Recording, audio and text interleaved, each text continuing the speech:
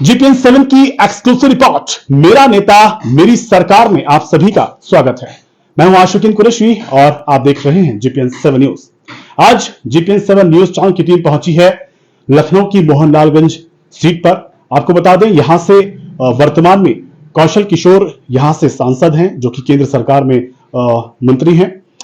इस वक्त मोहनलालगंज के लोकसभा क्षेत्र की ओमेक्स सिटी में हम लोग मौजूद हैं और ओमेक्स के यहां निवासी हमारे साथ मौजूद हैं। जानेंगे यहां राजनीतिक मुद्दे क्या हैं, क्या यहां के लोग मोदी सरकार के 9 साल के कार्यकाल से संतुष्ट हैं, यहां पर राजनीतिक मुद्दे क्या हैं। आपको बता दें कि 2024 में लोकसभा के चुनाव होने वाले हैं जिसको लेकर सभी राजनीतिक दल पूरी तरह से सतर्क हो चुके हैं। एक और जहां 26 दल हैं तो वहीं भारतीय जनता पार्टी के साथ 36 दल जुटे हुए हैं। देखना होगा, रोचक मुकाबला होगा राजनीति का। लेकिन फिलहाल बात करेंगे लखनऊ की ओमेक्स सिटी के निवासियों के लिए, उनके राय में उनका नेता कैसा होगा, उनकी सरकार कैसी होगी। चलिए जानते हैं यहां पर राजनीतिक माहौल क्या है। शुरू करेंगे। हमारे साथ यहां दूरदर्शन के रिपोर्टर हमारे साथ मौजूद हैं, मेरी साथी भी हैं। इनसे जानना चाहूंगा, खुशबू जी, 2024 में लोकसभा के चुनाव होने वाले हैं। एक तरफ विपक्ष है जो दावे कर रहा है बड़े बड़े कि हम महागठबंधन बना करके इस बार भाजपा को सरकार की गद्दी से हटा देंगे। क्या लगता है, क्या इस बार सरकार चेंज होगी केंद्र की या फिर मोदी ही पुनः सत्ता में वापसी करेंगे? देखिए, बेहतर कार्य प्रणाली और जो मौजूदा हमारी सरकार है उसके बारे में जो जनता हमारे बेहतर निष्कर्ष निकालेगी, उसके जो सुझाव होंगे, खास तौर पर मुझे ये कहना है, चूंकि हमारी टीम में भी आप देख सकते हैं हम सब लोग साथ में हैं, महिलाओं की संख्या ज्यादा है। वर्तमान समय में जो मौजूदा सरकार है, मेरा बस उससे ये कहना है कि जो महिलाएं हैं उनकी सुरक्षा व्यवस्था पे ध्यान दिया जाए। अभी प्रेजेंट टाइम में एक घटना हुई है मणिपुर में, उसके बाद एक दूसरी घटना हुई है मध्य प्रदेश में। तो कुल मिलाकर के बस यही कहना, देखिए सरकार कोई भी रहे लेकिन महिलाओं के प्रति जो जागरूकता है, जो उनका सिस्टम है, ठीक है, उसको बेहतर आप करिए, उसको सुचारू रूप से चालू रखिए। क्योंकि महिलाएं जो हैं भारत की आधी आबादी का प्रतिनिधित्व करते हैं। ये हमारी वोटर ही नहीं है, ये हमारे देश की शान है, जागरूकता है। भारत में महिलाओं को जो है नारी के साथ साथ एक माता का, एक देवी का दर्जा दिया गया है। और जो इस समय प्रेजेंट टाइम में भारत सरकार के मौजूदा समय में जो घटनाएं हो रही हैं, कहीं ना कहीं से कहना नहीं चाहिए, लेकिन हमारे देश की छवि जो है इससे दूषित हो रही है। तो बस मेरा यही कहना है कि जो भी सरकार रहे तो वो महिलाओं के ऊपर विशेष ध्यान दें। एक बड़ा ज्वलंत मुद्दा इस वक्त हमारे देश में चल रहा है जिसको लेकर के सरकार जन समर्थन भी लोगों का जुटा रही है। समान नागरिक संहिता का कानून देश में लागू करना चाहिए। क्या जनहित में रहेगा ये कानून? देखिए, ये जनता के विचारों पर निर्भर करता है। जनता यदि चाहेगी तो वो कुछ भी सिस्टम लागू प्रणाली हो सकती है, ठीक है। जनता का समर्थन नहीं होगा और कोई भी राज्य सत्ता एक स्थापित एक राज्य नहीं कर सकती है। क्यों? क्योंकि यदि अगर ऐसा हुआ तो देश में कहीं ना कहीं से ज्वलंत मुद्दे होंगे, लोग अग्रेसिव होंगे और उससे जो है हमारे देश की भी छवि खराब होगी। जो सरकारी संपदा है तो आप समझते हैं हमेशा। ये थी खुशबू गौतम जी जो कि सीधे तौर पर यूसीसी पर अपने विचार रख रही, कह रही है कि अगर जनता का समर्थन होगा तो यह कानून लागू करना चाहिए। वहीं इन्होंने महिला सुरक्षा पर बात की है कि अगर सरकार कोई भी हो, लेकिन है ओमेक्स के निवासियों से जो हमारे साथ हैं। 2024 में लोकसभा के चुनाव होने वाले। आगे बढ़ूंगा मैं, आगे हमारे साथ मौजूद है खरीका प्रथम की पूर्व प्रत्याशी रही हैं पार्षद पद की, उनसे जानेंगे क्या इस बार भारतीय जनता पार्टी पुनः सत्ता में लौटेगी या फिर इस बार देश में बड़ा बदलाव होने जा रहा है। जी चंद्रकांता जी, क्या इस बार भाजपा पुनः सत्ता में वापसी करेगी या फिर देश में बदलाव होने जा रहा है? वापसी तो करेगी। 2024 में भाजपा वापस आएगी। क्यों वापस आएगी? वापस इसलिए आएगी, वैसे भाजपा काम तो अच्छा कर रही है लेकिन ये जो बेरोजगारी बढ़ गई है वो ठीक नहीं है। बेरोजगार बहुत ज्यादा मतलब देश में बढ़ गए हैं और जो है एजुकेशन पे भी ये काम नहीं कर रही है बिल्कुल भी। तो और महिलाओं की सुरक्षा के लिए भी कोई काम नहीं कर रही है। बस इससे ये तो शिकायत है मुझे, लेकिन भाजपा तो आएगी। चलिए, भाजपा तो आएगी लेकिन बेरोजगारी लगातार बढ़ती जा रही है और महिलाओं पर अत्याचार हो रहे हैं, लेकिन भाजपा फिर भी आएगी। चलिए आगे रुख करते हैं। जी मैम, आपका नाम? सुषमा रानी। सुषमा रानी जी, देश में 2024 में लोकसभा के चुनाव होने वाले हैं। एक संवैधानिक अधिकार आपको, संवैधानिक अधिकार का इस्तेमाल आपको करना है। देश में सरकार आपको चुननी है। क्या लगता है, क्या भाजपा फिर से आएगी? क्या मोदी जी के 9 साल के कार्यकाल से आप संतुष्ट हैं? पहले तो आप जो 2024 की बात कर रहे हैं कि भाजपा आएगी या नहीं आएगी, तो ये जनता पे निर्भर करता है कि जनता चूज करेगी। जैसे कि संविधान के अकॉर्डिंग तो प्रजातंत्र जो है हमारे यहाँ लोकतंत्र है अभी फिलहाल। अब ये नाम मात्र के लिए है या एक्चुअल में है, ये भी जनता तय करेगी। तो उस हिसाब से जो है 2024 का निर्णय होगा। और रही बात जो आप समान नागरिक संहिता की बात कर रहे हैं, तो समान नागरिक संहिता किस रूप से समान आप जान रहे हैं? क्या किसी भी गवर्नमेंट की बात करें, अगर पिछली भी गवर्नमेंट की बात करें जो अभी तक थी और अभी की भी बात करें, तो जो बाबा साहब का कॉन्स्टिट्यूशन है या संविधान है, उसमें क्या समान नागरिक संहिता अभी तक प्रॉपर रूप से इम्प्लीमेंट हो सकी?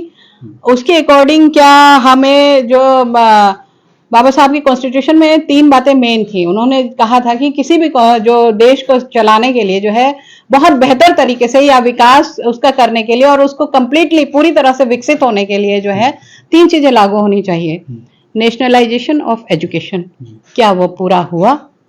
क्या हमारे जो अलग अलग बोर्ड हैं, अलग अलग स्टेट्स हैं और उसमें भी जो है कोई सीबीएसई पढ़ रहा है, कोई आईसीएसई पढ़ रहा है और कोई यूपी बोर्ड पढ़ रहा है, कोई अलग अलग स्टेट्स के महाराष्ट्र बोर्ड या सेंट्रल बोर्ड, इस तरह से जो दिल्ली बोर्ड, अलग अलग बोर्ड बना दिए गए हैं। तो सबसे पहले तो वही समान नहीं हुआ।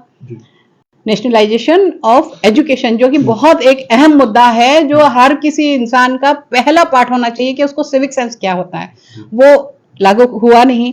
और दूसरा जो है नेशनलाइजेशन ऑफ प्रॉपर्टी, लैंड, क्या उसका नेशनलाइजेशन हुआ?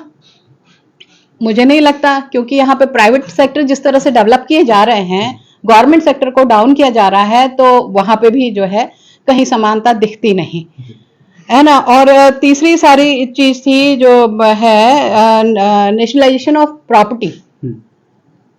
आप मंदिर बना लीजिए, मस्जिद बना लीजिए, कितना टैक्स कहाँ आ रहा है? क्या मंदिर का नेशनलाइजेशन हुआ? किसी भी धर्म की रक्षा के लिए राजतंत्र, जो हमारा जो राज मेन है, जो हेड है, उसके पास क्या उसकी पूरी इंफॉर्मेशन है? आप एक पर्टिकुलर चीज को डेवलप कर रहे हो, सबके लिए डेवलप कर रहे हो, तो क्या उसमें समान नागरिक संहिता में क्या एससी, एसटी और ओबीसी वर्ग को मंदिर का पुजारी बनाया जाएगा? अगर समान नागरिक संहिता लागू करनी है तो पहले इंसान को भी तो समान कर दीजिए। आप अगर किसी इंसान पर्टिकुलर लोगों को समान नहीं कर पा रहे हैं तो उसमें समान नागरिक कहाँ हुए वो? और रही बात समान नागरिक संहिता लाने की है, तो कास्ट सिस्टम को क्या आपने नेशनलाइज किया? कास्ट सिस्टम भी नेशनलाइजेशन का एक पार्ट है। आज तक हम सब भारतीय मूल के कहे जाते हैं, लेकिन भारतीय हैं या नहीं? यहाँ पे भी तो हिंदूकरण हो रहा है या मुस्लिमकरण हो रहा है या ईसाईकरण हो रहा है, या जो है कोई सिख है, सबके लिए बाबा साहब ने कहा है कि सबको रेस्पेक्ट मिले एक समान रूप से। क्या आज के तारीख में सबको रेस्पेक्ट मिल रही है? अगर मैं मान भी लूं कि हाँ सबको रेस्पेक्ट मिल रही है, हमारे एज ए कंट्री में हम एक छोटे से जैसे ओमेक सिटी में रह रहे हैं कहीं पे, तो हम सारे फंक्शन या कोई भी गैदरिंग ऑर्गेनाइज करते हैं तो हम आपस में बैठ के मिल लेते हैं। हो सकता है कि हमारे यहाँ नहीं है, मैं मानती हूँ कि मैंने नहीं झेला, लेकिन आप इंटीरियर में जाएं तो क्या गांव की कनेक्टिविटी शहर से हुई? क्या वहां का बच्चा यहाँ अभी तक इतने फास्ट रूप से पढ़ सकता है कि जो शहरों का बच्चा पढ़ सकता है? क्या सरकारी स्कूल के जो एजुकेशन सिस्टम है, क्या वो आईसीएसई बोर्ड या सीबीएसई बोर्ड के इक्वल हुआ अभी तक? गांव का बच्चा तो एक पढ़ रहा है, अभी वो क ख ग घ पढ़ रहा है, और आप किसी क्या तो लाइन ऑफ स्टार्टिंग जो है एजुकेशन के रूप में कह लीजिए, क्या उसको मिली? अगर एजुकेशन प्रॉपर नहीं मिली तो रही बात जॉब की, जो आदमी स्किल्ड ही नहीं होगा तो उसको जॉब आएगी कहाँ से? उसको ट्रेनिंग ही नहीं आपने दी, उसके पैर पहले ही काट दिए, तो अभी तक वो रूल तो इम्प्लीमेंट हुआ नहीं। आप एजुकेशन सिस्टम की बात करें तो एजुकेशन सबको मिले, रोटी, कपड़ा, मकान, ये बेसिक नीड सबकी पूरी हो। अगर हमारे पास एक एक घर भी सबके पास हो जाए रहने के लिए, थोड़ा थोड़ा खाना भी सबके पास हो जाए, तब हम 10 मंजिला इमारत की बात करेंगे।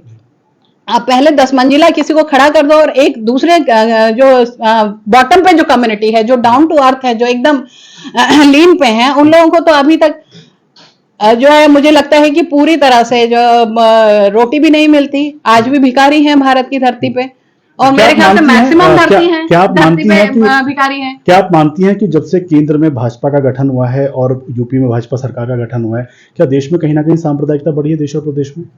आज तक जातिवाद तो खत्म हुआ नहीं, तो सांप्रदायिकता तो रहेगी ना, मानसिक रूप से रहेगी, शारीरिक रूप से नहीं है तो मानसिक रूप से तो है ही। जो जातिवाद गांव में हुआ करता था आज वो शहरों में खुल के आ गया है।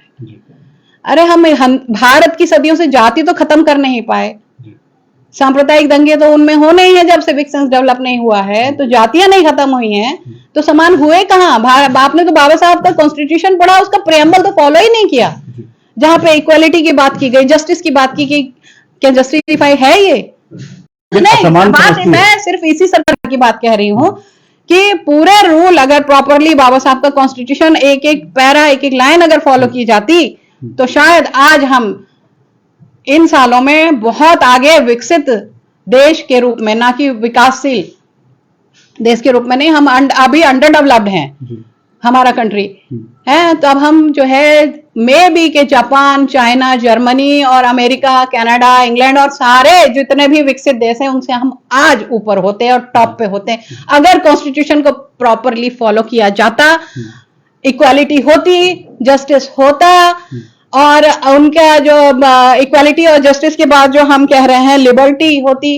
उनमें लिबर्टी की बात इसलिए कही गई है कि आप रोड पे ही देख लीजिए ना, कितने सारे नेता है, सारी जनता खड़ी रहती है, लाल बत्ती जब होती है रोक के नेता, जनता को रोक के नेता निकलते हैं आगे। सिर्फ इसी पार्टी की बात नहीं कर रही हूं मैं, सभी के लिए कह रही हूँ कि अब बाहर के देशों में अगर मैं कंपैरिजन करती भी हूँ या देखा जाता है, जिस तरह से वीडियो देखते हैं या क्लिपिंग देखते हैं, तो वहां के लोग इस तरह से नहीं करते हैं कि लीडर है तो सिर्फ लीडर ही आगे निकलेगा या वीआईपी आगे निकलेगा और बाहर की जो जनता है जिसको स्कूल में एग्जाम देने जाने हैं जिसके बच्चे को, या किसी का कोई पेशेंट हॉस्पिटलाइज है, वो बीमार है, वो देख नहीं सकता है, सिर्फ खड़ा रहे जब तक कि ट्रैफिक क्लियर नहीं हो जाता है। तो ये गलत है, बिल्कुल गलत है। और दूसरी बात ये भी मैं कहना चाहूंगी, क्या पूरे हॉस्पिटल डेवलप हुए? मंदिर डेवलप करने से पहले कम से कम हॉस्पिटल डेवलप कर लेते तो आज हम जो हमारा जो कोविड चल रहा था, वो कोविड में जितने लोग सफर किए हैं वो नहीं होता, उससे बेहतर रिजल्ट होता कहीं।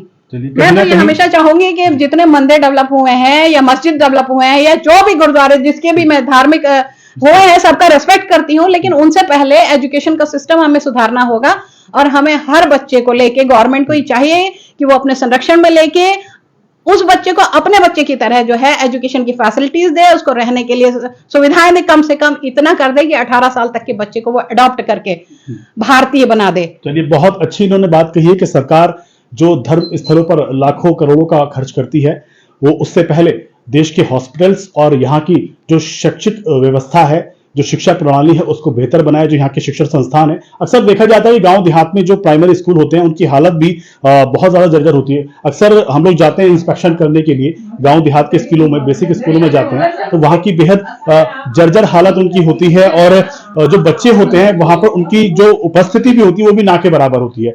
वहां के टीचर्स आते हैं, कुछ नहीं जाते। चलिए आगे बढ़ते हैं। कुछ लोग महिलाएं हमारे साथ यहाँ पर मौजूद हैं, उनसे बात करेंगे। मैम, आपका नाम?